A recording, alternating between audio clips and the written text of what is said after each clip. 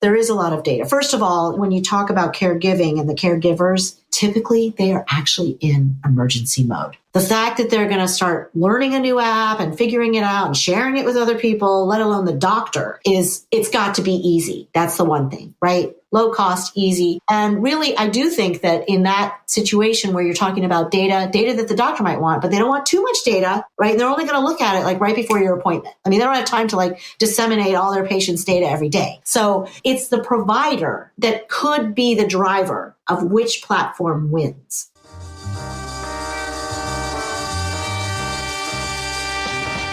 New choices, new players, new models of care. You know, consumer first healthcare is everywhere. For us to build the future, to see what's new, we gotta look at the world from a different point of view. Consumer innovation ain't going away. I say it's here to stay. Today it leads the way. We gotta drop the silos. We're all the same team. Experience, business, tech, and marketing. So join us now. Join the revolution. Consumer first health is the evolution. Status quo or like status no. Yeah, this is the healthcare rap. Yo, come on, let's go.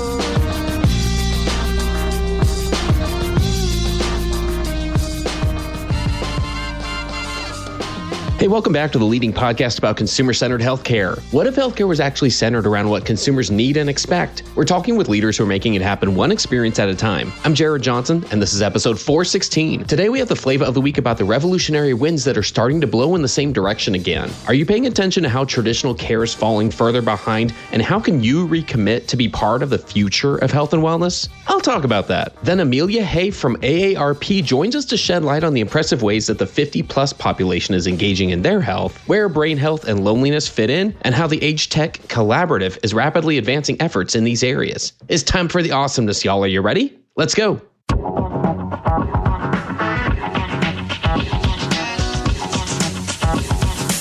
Flava of the week.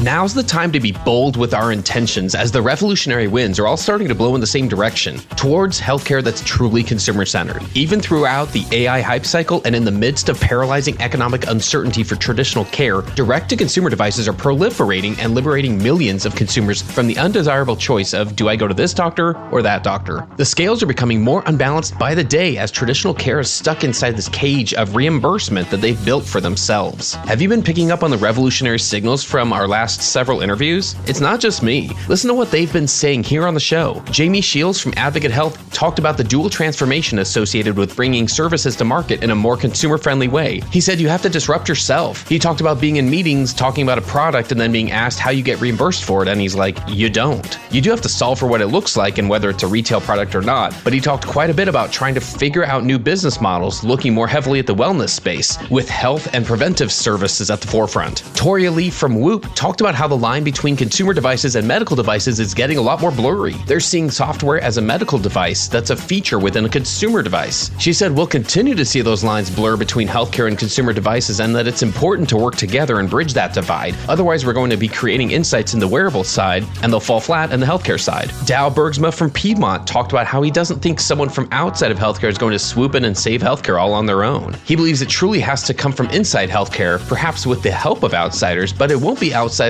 saving healthcare all by themselves. It will be healthcare progressing itself with the help of some outsiders who are part of the solution. And Morley Baker from Shed talked about how a lot of telehealth is centered around how to make medicine accessible and delivered to the patients as quickly and efficiently as possible. But for the patient, the end goal isn't necessarily receiving a shipment, it's resolving a health condition. So the goal of many digital health enablers and solution providers should be to aid the consumer at every point of the way in that wellness journey, which we know now is a more complete wellness journey than we've ever talked about before. So if we connect some of those dots right here, it appears that there's never been a clearer time to get even more intentional about our revolutionary designs. And there are several key steps to success here. There's a business framework to learn. There's a leadership mindset to teach. There's a set of experience design principles to master. There's an approach to tech architecture to drive investments. And there's a set of marketing execution practices that will ultimately determine how quickly these initiatives will grow and scale. But it all starts by declaring once again that we intend to follow these signals wellness and insist on change in every aspect of care. Because health and wellness is a journey that happens one day and one micro touch point at a time, which again is why we believe that we're patients some of the time, but consumers all of the time. And the revolution we're talking about, it's already here, y'all. You just have to decide whether you'll be a part of it. I invite you to do just that. Be a part of the future of health and wellness by recommitting to learning about what's coming and how to connect the dots yourself so that you and your organization are part of the solution. That's another way that we'll build the healthcare of tomorrow, and that's the Flava of the week. Shed is revolutionizing health and wellness by making wellness available to everyone. Through personalized nutrition, high-quality supplements, and science-backed wellness strategies, Shed empowers individuals to take control of their health and live longer, healthier lives. Not sure where to start? Try NAD+, the ultimate coenzyme that supports cells, DNA repair, and anti-aging. Or maybe you'll like LDN for managing chronic pain, autoimmune diseases, and metabolic health challenges. Visit Try Shed to start your wellness journey today. That's tryshed.com. The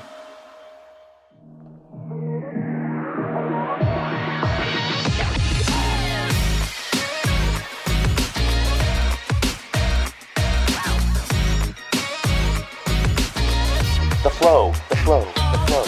All right, everyone, let's get into the flow. I'm here with Amelia Hay. Amelia is the Vice President of Startup Programming and Investments at the AARP Innovation Labs. Amelia, welcome to Healthcare Wrap. Hi, how are you, Jared? I'm doing really well. I'm excited because there's a lot of promise in this whole area of age tech, which we will get into what that is and what that means. But let's help our listeners get to know you a little bit better first. Why don't you give us just a quick summary of who you are and what your role is there? Okay, great. Yeah. So I work for AARP, and we are the innovation arm of AARP, and we have set up we work with startups that have age tech solutions. So our goal and our mission is to make aging easier for everyone. And we add the everyone because it's not just the aging person that's impacted. It's also their family and their caregivers and friends around them. And we look at many different kinds of startups, and we try to help them along their path of gaining scale and traction and success. The AgeTech Collaborative is an ecosystem that kind of surrounds the startups with investors and enterprise companies that can offer some kind of assistance to them that are interested in age tech solutions as well. We'll come back to this because I want to hear more about kind of like what those specific problems, either problems that we're looking to solve or opportunities that you're seeing out there. I think to set up that part of the conversation, it would be helpful to kind of understand what you're seeing about how the 50 plus population, I know that's kind of where AARP focuses. But like you said, it also impacts everyone. But when we look at how that 50 plus population is approaching their healthcare behaviors and their economic contributions in general, can you just kind of give us some context about what you're seeing out there? Yeah, so the population is aging out there. I'll say that in 2020, it was about 1 out of 4 people were over the age of 50. And by the time we get to 2050, globally, it's going to be 1 out of 3. So there's a huge group of people that need to be supported. And it has actually really big implications for women because women currently live longer than men, and they are usually the caregivers. So we've got this aging population that we want to help. Now, we also know that there's a huge amount of economic contribution that this group brings. In 2020, globally, it was about $45 trillion. And by 2050, it's going to be $118 trillion. That's a lot of money. It's direct and indirect, but there's a lot of money there. And there's been articles. There was just one in Fast Company by Andrew Green, who says this market, this 50 plus market, they travel, they have the spending money. And so there's a lot of spending that can occur up in the 50 plus market. Most people want to focus on that younger demographic, like TV shows and things like that.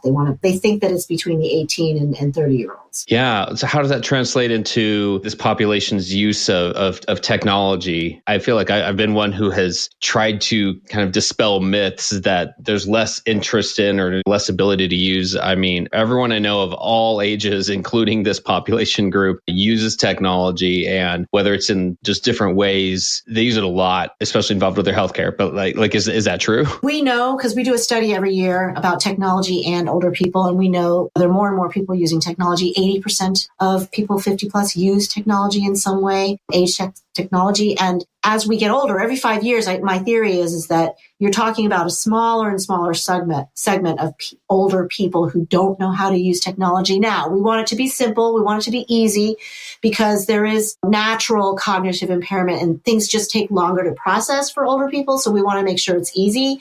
So it's smart, but not too smart. But it's more and more people know it. And the complexities of how you train these people becomes different as they age because more people would have done email and have a smartphone and things like that as we add years on to this picture. Okay, so that's a good setting the stage then for us when we talk about age tech in general. What is this segment and what should we be looking for when we're talking about age tech? Right. So it's really about, there's a lot of different sectors that we cross simply because aging is also about living, right? The largest obviously is around healthcare and caregiving. And in healthcare, you're talking about brain health, women's health, digital health products and caregiving. But you also have fintech products because as you age, you kind of want to see what's happening. There are digital products out there that help you with your documents or your trusts in your wills. And there's also social engagement products out there because loneliness is a big factor for older people. Wearables, smart home technology, accessibility, mobility. So it crosses a lot of different sectors. And that's what we mean when we say age tech. It's really anything that someone who is older may find useful in living an easier life. I love that definition personally because it's very open-ended and it's helpful for us to understand, again, the scope of what's possible here. Can you help us understand the scope of the opportunities here in this space with some of the types of devices you just described, some of the solutions that you just described? What types of problems can we address and hope to improve as this sector kind of gets more developed? Especially with AI now, because we're seeing all the products that we're seeing, all the startups that we're seeing have some mode of AI and they use different ones, but there's a predictive aspect to it. As people use a product, let's say it's a game. Let's just say it's a game. And the way they use it, because of the amount of data that AI can process, it can actually start predicting, you've changed your behavior. There's something you're slowing down or you're something. There's some kind of indication that you are leaning towards someone in the database who might have dementia, or cognitive decline. There's that. Exoskeletons. I like that just because it's about walking. Okay. Everybody wants to walk. If you can walk, you feel independent. You also don't want to walk with a cane or a walker. And so where that technology may go is astronomical, right? We can just only imagine it in the movies where that can go. You want to make sure that your home, a lot of times the products might be for the people that are caring for these people or the children, right? You want to make sure that most people want to live in their homes. Over 87% of the people want to age in place is how we say it. And what does that mean? They might be in another state. How do you monitor them? How can you keep track of them? Video calling. You can use the TV as a port. You could use another kind of platform, an iPad or something on the desk of the bed, by the bed, something at the door to tell you if the door is open. We have like glasses where you can see closed captioning, so you can actually go to a restaurant that might be noisy and actually hear what the other people at the table are saying, right? So there's a lot of different kinds of technology. There's technology to manage pain. There's technology to kind of lower anxiety. So there's a plethora of kinds of solutions. Fantastic. So let's bring in the organization itself, the AgeTech Collaborative at AARP. Tell us about the collaborative and some of those problems and opportunities you just described. Are there some focus areas? I try to have a broad portfolio, honestly. I think we do have competitors, I'll say, in the portfolio. I have over 180 startups in the portfolio. And so there are some competitors, but they might have some kind of distinguishing aspect to them. Some may have FDA clearance, some may not. And so I think it's about tapping into all of those different areas because we want the AgeTech portfolio to be pretty broad because there's so many issues, right? And these are single point solutions. A lot of times there's a story behind these startups where they were caring for someone and they noticed a gap and they wanted to fulfill that gap and they figured out a solution that can fill that gap that they saw and they work it every single day. I mean, I took care of my parents and I do not talk about caring for them. I talk about my parents, but I don't talk about caring for them. These people live and breathe this thing every day because they saw that gap. So they're refining it. So right now, the collaborative, while we're surrounding them with investors and other companies, I'm also looking for aggregation because the user doesn't want 15 different startups. They want one kind of platform with 10 to 15 startups behind them. So we're also looking at aggregators. We're looking to our enterprise partners to do some of that, but I'm also bringing in startups that are aggregators. And we've had a couple of startups that have become aggregators and kind of combining with other solutions. And that's really where the magic happens with the collaborative. You get a startup A says, I have part one, startup B says, I have part two. And they drop their egos and they get together. And then the solution is stronger because of it. That's amazing. That's kind of the story of digital health right now, I feel like, in general, even outside the age tech sector here. When we look at things from the consumer's point of view, which is what we tried to do on the show, it's easier to get to that point and understand that's what the patient wants. That's what their caregiver wants. That's what their family members want. So how can we address that and prioritize it perhaps? From whatever standpoint, if that's the health plan, the provider, other entities involved here, it's a different process than to ignore that piece. It is. And that's why I think actually AgeTech has a longer lifeline to success or failure for these startups. They're probably trying to get FDA clearance. They're probably trying to break into providers and payers. And it does take some time because there's a trust factor. Does it really work? Is it going to can you manage the scale when we get there? And we can make it work. And I think these startups are really trying to make it work. It can be very disruptive and good for the healthcare market. One of these things about aggregation is clearly that's got to happen, but I need you to focus on single point. Just make it easy to connect with other people, right? Or sometimes I'll look at a solution and it's meant to be in the hospital. Okay, make sure it can get on the dashboard that already exists at the nurse's station. Don't make them add another app or interface or something. That's never going to work because they don't have time for that. So it's all about ease of technology to connect each other.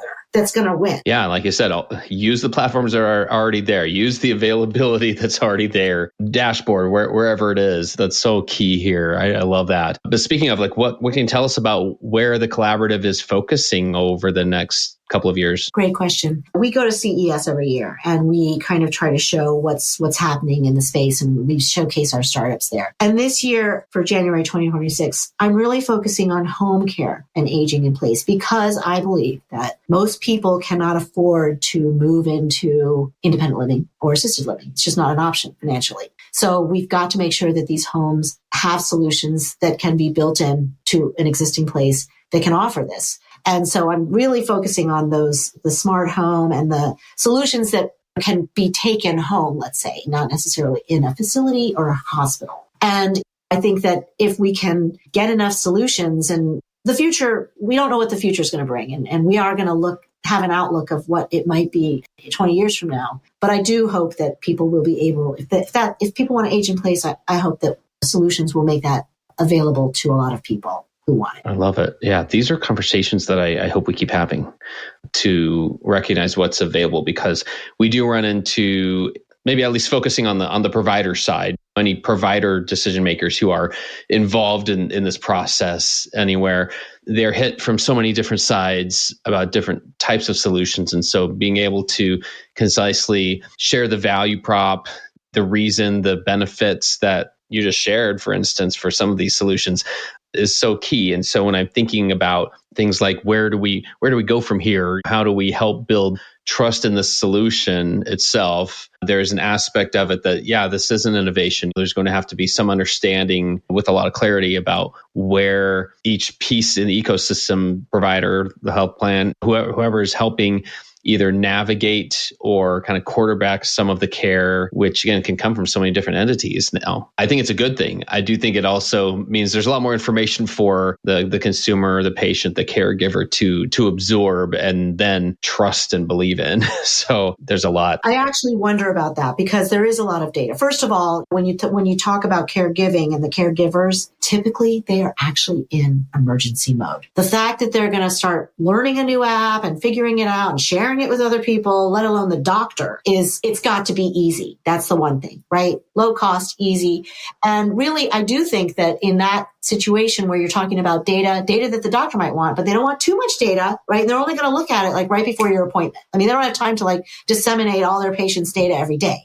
So it's the provider that could be the driver. Which platform wins? Okay. And so I'm actually looking at these big doctor networks, like Kaiser's one. There are other ones, but where the scope of doctors and the provider chooses, okay, but that's a payer, but they choose what platform they're going to look at. And then that becomes the winner. I think you're right. I think that's the direction that naturally happens anyway. So focusing on that and kind of understanding how to tell the story in those settings is key here. So, and how to show the data that they want to see. So how to show the data that the consumer, the patient wants to see, the family wants to see, the doctor wants to see. It's all, and it's going to be certain things. It's going to be different for each one. It may be, right? Yeah, it usually is. There has to be a certain level of health literacy anyway to get through some of that data. So yeah, you're right. Well, maybe that kind of drives this other topic, which is I was going to ask about anyway, about some of the more preventive sides or adjacent areas. So when you're talking about fitness, nutrition, mental health, sleep, weight loss, so preventive or wellness areas that are coming more into scope and more into intersection with traditional sick care because of, in my opinion, digital health, retail players in the space, all these new options. The wearables. I think that's what's driving this.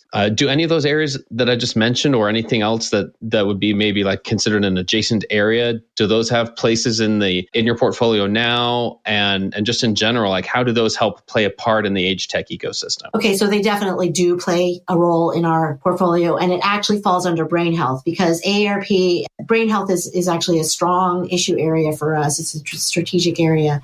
And the premise that we are promoting is that there are 6 pillars for that, right? Manage your stress, make sure you sleep, the nutrition factor, exercise. That's number 1, by the way. Exercise is number 1. Social engagement, exercise your brain is another one. So those 6 pillars are actually really important from a wellness standpoint. I mean, I think that the 6 pillars of brain health should be as ubiquitous as the food pyramid for the elementary school students. It's this approach to life in many ways by managing those 6 pillars. And so we have products that are within there. Sleep products, we've got not necessarily nutrition, but we've got exercise products where they help exercise. It may run towards PT, OT, but they're in there on how to correctly place your body to do it. Stress, there's like anxiety levers, solutions that we have that can kind of lower your anxiety that I think impacts stress. And there's even a VR one that does that, and pain. And so we have them in, and I believe that wellness, I actually think that our children and our children's children will be much healthier than we are today, and they'll approach this aging. The aging challenge will be somewhat less just because they will have this wellness. Everyone's exercising more and eating better, and they understand the sleep benefits. And so I think that's part of it. And we have it in our portfolio. The other thing that we actually like to do, just as an aside, is I've been at this for, I don't know, since 2017. And a lot of times you're looking at these solutions that talk about all the sadness, right? These gaps that you see. And I'm like, where's the fun? Where is the fun? I mean, nobody wants to get old, right? Aging isn't sexy, right? And nobody even wants to focus on this demographic as an opportunity, even though there's like trillions of dollars there, right? And it's because we're talking about people who are getting old, who like don't look like when they were in their 20s and 30s. But there's got to be something to look forward to. I mean, there's more money. We have more money, right? As an older person. And there is fun. If anyone can try and find solutions, tech solutions out there that can show people that that they can stay in the game in many ways, right? Then I want to look at those too. And I'd love the portfolio to kind of add all of those in. And that's where exoskeletons in my mind kind of falls in. Because if they can walk, and they don't have to use a cane or a walker. Nobody wants to use a cane, or they feel independent, and they don't, they can walk on their own. Now, where's that going to go? Like, I think 20 years from now, it's going to go to like tape supporting your legs and you can walk. The technology will be so strong that that's what it's going to look like, right? Not like these braces on your legs. Wow. Okay. Yeah. That's really getting me thinking like where that could go. I love what you said. I think you're right. I can only see a future where our children and our children's children are healthier because they know how to approach aging better. And they've been able to make more of this connection between some of those pillars you just described. And ideally, that's where we want to get to. There's the whole triple aim, quadruple aim of sick care. But then there's the whole, in my mind, broader piece of, okay, ideally, all this hopefully leads to a society that is less sick to begin with because we have figured out some of these things. So I guess maybe I can flip give you a chance to kind of flip the audience of who we're talking to here. Like if you could share a message with the 50 plus population about some of the things we just described, we were just mentioning, they're kind of flooded with a lot of information and a lot of data. If they do start going down some of these roads and exploring some solutions in their own patient experience, like what message would you share with anyone who's trying to learn and understand all of these things about their health, about the types of things that AgeTech can offer them? What I would say is if they're challenged with some kind of issue, I would try to find some solutions out there. It could be just like sleep, okay? Just sleep. And I wake up in the middle of the night. I just spoke to a startup where you put a headband on, and because of the kind of sensor waves that are going through, you fall asleep faster with this thing on, okay? The solutions are out there. I'm sure, all the startups we have websites out there, but the AgeTechCollaborative.org actually has publicly every single startup has a little tile that kind of describes what they do and links out. And so you can find it, or have your children help you, but there are solutions out there that can help. And as you get into it, the user, I think they're going to be easy to use on those the single point solutions. But it's interesting to try. I would definitely try them because they're out there and you can try it, watch the claims that they're making and make sure they're substantiated. That's what I would say. But, definitely try some of these solutions that are out there because it could really help your life in many ways. I mean, for my mother, she had a good night's sleep. She had a good day. She didn't have a good day. Yeah, I think we can all bring it back to the experience with ourselves, with loved ones, et cetera. So thanks for bringing it there. For a way to wrap up our conversation here, I wonder if I could ask you kind of what gives you hope for the future of healthcare in our country. Maybe it's one of the things you've already talked about, some of the things in these areas that you are getting to see on a daily basis, but maybe something totally unrelated to that. What makes you hopeful for the future? I think we built the collaborative because we know that not one solution or one company is going to provide something that will help everyone in terms of aging. And so it's the kind of the collective group of people that can make this work. We can't do it alone. We need all of the people that are interested in aging to kind of come together and work together. And for that, we're going to have better outcomes and we're going to get to it faster. And so my hope really is that we continue to see in the collaborative this convening of companies working together. And that's exactly what we're going to show when we go to CES in January. We're going to show that I can bring together these large enterprises that you think are competitors with startups, and we're all working together to show this solutions in aging because we need to work together. And it's better if we work together. And so I think because of that reason, and because we've done it, and people are interested, and the companies are interested in standing side by side with all the other large companies to do this, that shows me that we're going to make an impact. We're going to disrupt aging. Well, what a perfect place for us to put a wrap on this episode. Amelia, I want to thank you for joining us today, and thank you for everything you're doing to make healthcare more consumer-centered. It was such a pleasure to have you on. Thanks.